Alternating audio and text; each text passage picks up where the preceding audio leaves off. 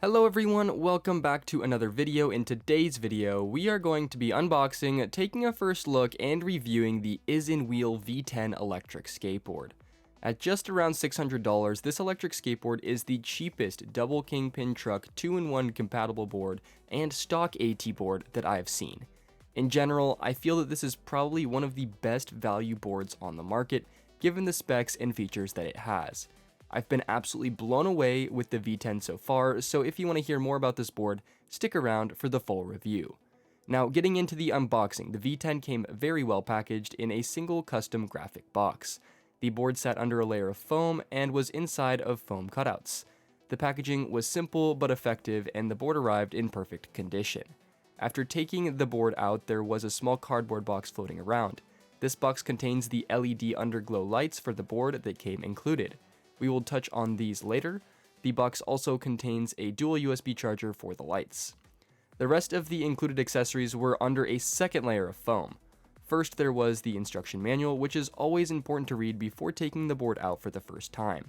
There was also a generic isinwheel company information sheet and a separate instruction sheet for the light bars. Next are the wheels. The 6-inch rubber honeycomb wheels do not come mounted to the trucks and must be installed upon arrival. They mount to the trucks just like any other longboard wheel. The rear wheel just needs to be aligned with the wheel pulley. The charger that comes with this board looks pretty standard and feels a little cheaper and flimsy than most that I've tried. It charges at a rate of 2 amps, which is the normal rate, and uses a 2.1mm DC jack plug. There is also a standard US wall power adapter for the charger. Next, there is the remote. This is a standard remote seen across many extremely low-budget electric skateboards. I personally do not like this remote very much, as it's too bulky and does not fit in my hand very well. Overall, it's just not ergonomic. It also feels cheaper and flimsier compared to other options. It does have a built-in screen, which is always nice to have for live data. To charge the remote controller, there is another single USB-C type cable. Lastly, there is a T-tool, which is necessary to install the wheels and to adjust the trucks. And that is everything included in the isinwheel V10 electric skateboard. Here's a closer look at all of the accessories.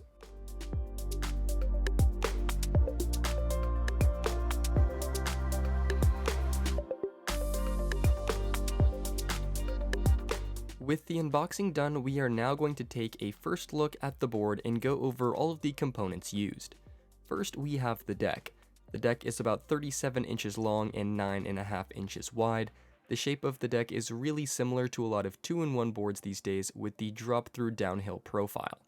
The deck has slight drop down and a noticeable concave to keep the rider locked in and in control of the board. The deck is made from 8 layers of maple, 1 layer of fiberglass, and 1 layer of bamboo. The grip tape has an awesome honeycomb pattern that looks fantastic on top of the black painted deck. The top of the deck also has some top mount anti-skid plates that look quite nice. Next, we have the wheels, which I mentioned in the unboxing. These wheels are the 6-inch AT airless rubber honeycomb wheels that are popular on a lot of budget AT options. They have holes lining the outside to allow the wheels to deform and dampen cracks and bumps, similar to the Mad wheels. Because these wheels are airless, you do not need to worry about getting a flat as you would with pneumatic ATs. The wheel core is made from nylon. The tread is 50mm wide and uses a honeycomb pattern. I have never tried these wheels and have always been curious about them, as they are an affordable AT option, and in the later part of this video, you'll hear the full review on them. The trucks are classic DKP trucks seen on pretty much every 2-in-1 board on the market. They are about 12 inches wide, which is significantly wider than a typical longboard truck. They're typical for a 2-in-1 board though. I personally love the DKPs as they offer a carvy and smooth ride. The board has a dual belt drivetrain with the motors hanging off of the rear. The motors are 6355s, each rated for 1,500 watts for a maximum combined board power of 3,000 watts. The drivetrain overall looks very clean, simple, and well built. The long, sleek enclosure on the bottom of the deck houses all of the electronics. From a design and aesthetic perspective, the enclosure looks super sleek and amazing. The battery held inside is a 12S3P made from unspecified 21700 cells for a total of 583.2 watt-hours. The lack of specification on the cells used likely means that these are cheap cells, but you get what you pay for. This being said, a 12S3P with that kind of capacity in a board for less than $600 is absolutely insane. The ESC that's used in this board is not specified on their website either, but it's a Lingyi ESC. This is a pretty cheap ESC, and I have had some negative experiences with these ESCs being jerky in the past. So far though, the board has been super smooth, and this is something we'll touch on later in the video. The board also has a heatsink for the ESC to help with thermal regulation, which is important while pushing the board hard or riding in the heat. The charge port and the power switch for the board are also located towards the back of the enclosure. The last components are these LED light bars, which we unboxed a little earlier. They are rechargeable via USB-C and have Velcro on the backside to stick to the board. They are turned on using a button on the back side, and this same button also cycles the lights through different modes. These lights look awesome, have a variety of cool patterns, and are very easy to use. The one thing that is annoying to me is that these lights have to be turned on before being stuck on the board and can then only be turned off after they've been taken off the board. So anytime you want to use these lights, you have to Velcro them on the board with them already on. That is it for our first look at the V10. There are clearly some areas where they have had to cut corners to keep the cost of this board down and still be an AT 2-in-1. Overall though, the V10 looks solid given the $600 discount price point.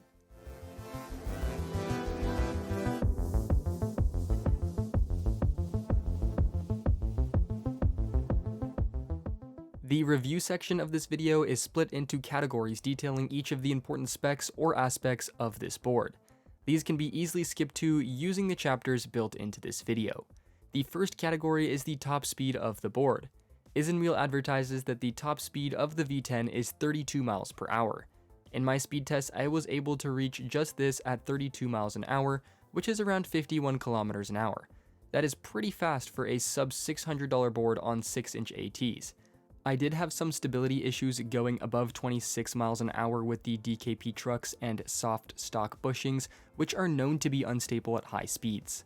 The board is definitely capable of reaching 32 miles an hour on the stock setup, but I would definitely recommend a bushing swap.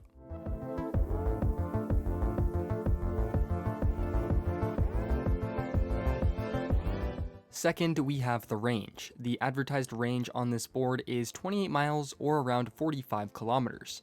On our range tests, we were able to get around 21 miles or 34 kilometers. This was achieved with an 150-pound rider riding moderately in hilly terrain in 40 Fahrenheit degree weather. Range is of course subject to so many factors, so it's difficult to put an exact number on it. The 28 miles advertised is definitely an absolute best case that is unlikely in the real world. I would say that riders can realistically expect around 20 to 23 miles of range out of this board.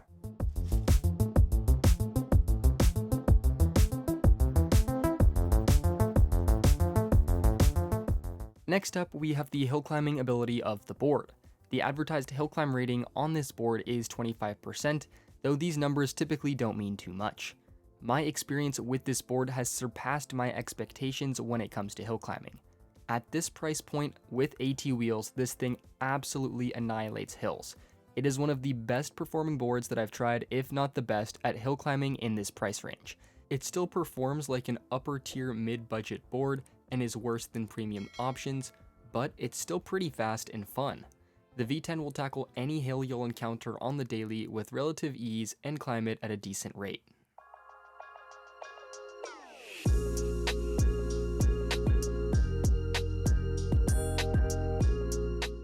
Fourth up, we have the acceleration and braking of the board.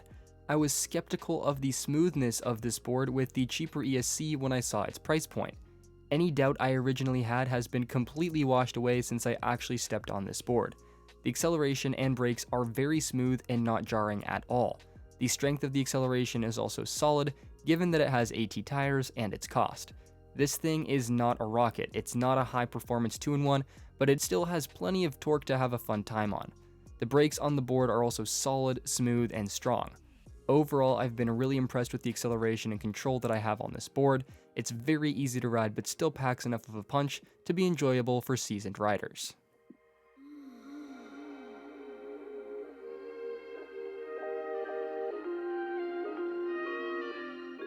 The fifth category is the ride feeling and comfort of the board.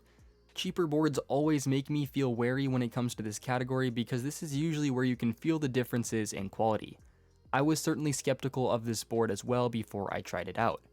Overall though, my experience has been very positive and I can confidently say that this board does not feel cheap at all. The deck is very stiff despite being a wooden deck. This is likely due to a combination of factors including the 8 layers of maple and a single long rigid enclosure. I really love the contours and the feeling of this deck though. The concave and drop down kept me feeling locked in to control the board easily and carve. At the same time, they were not overbearing and uncomfortable over long rides. The DKP trucks and soft bushing yield a carvy, flowy ride that's just a whole lot of fun. The bushings are great for a carvy vibe, but definitely need to be upgraded to something stiffer if speed is more of a priority. Speaking of the carve, these 6-inch rubber tires were surprisingly grippy on the road, allowing for a fun time without too much concern on grip. The comfort of the board is also genuinely impressive and good. The AT wheels were super comfortable and surpassed all of my expectations. They absorbed all of the road vibrations and made for a smooth ride. The board is decent when it comes to larger cracks and bumps. The stiff deck can be unforgiving, but the wheels help a lot with tackling obstacles. In any case though, this board is far more comfortable than anything I've tried in this price range thanks to those large 6-inch AT tires. Overall, I personally loved the way this board rode, both in terms of its comfort and its ride feeling.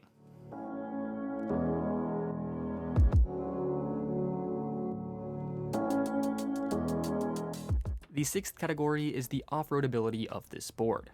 Isinwheel calls this board an off-road electric skateboard after all. The V10 is definitely capable of doing some light off-roading. It performs pretty decently on compact dirt, grass, and gravel. The ride is pretty bumpy with the stiff deck, but if you can hang on, it's definitely possible to ride through it. The traction on looser surfaces can be pretty hairy, and it is easy to lose control if you're not careful. While these 6-inch rubber tires can definitely do some off-roading, they are far better suited for street use. I think their purpose is definitely in line with ensuring smooth street rides while enabling light off-roading if needed. Technically, this is the cheapest off-road capable electric skateboard, and while the V10 definitely works off-road, I probably wouldn't call it an off-road electric skateboard.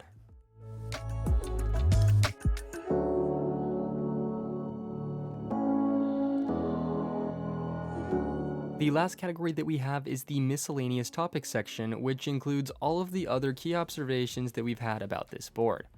First, the LED lights look incredible with 10 different patterns. I was skeptical of these, but have been pleasantly surprised about how good they look while riding. They are quite annoying to adjust every single ride, but they do actually perform nicely. Second, this board has an IP54 waterproof rating, which is something that Isinwheel advertises all over their site. This just means that the board can withstand splashes. Thus, this board is not waterproof by any means and should not be ridden through any seriously wet conditions. Third, I want to touch on the fact that this is a DKP style board. This means that it is very easily compatible with so many aftermarket components and wheels. You could very easily use street wheels and get more range out of this board and get a street ride feeling, or upgrade and go full on pneumatics for a better off-roading experience. The structure of this board makes it really easy to upgrade and modify to liking as a result.